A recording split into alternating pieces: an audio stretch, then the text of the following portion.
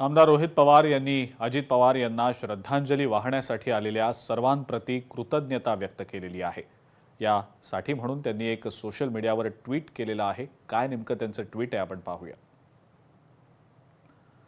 महाराष्ट्रावर विकासाचा प्रकाश टाकण्याच्या उद्देशाने दररोज सूर्योदयापूर्वी उगवणारा आपला तेजस्वी सूर्य, या सूर्याला अखेरचा निरोप देण्यासाठी आणि पवार कुटुंबाला पाठिंबा देण्यासाठी देशाच्या कोपऱ्यातून आलेले माननीय अजितदादांवर प्रेम करणाऱ्या सर्व पक्षाच्या नेत्यांचे, पदाधिकारी, कार्यकर्त्यांचे आणि सामान्य जनतेचे ऋण पवार कुटुंब कधीही विसरणार नाही। भावपूर्ण श्रद्धांजली।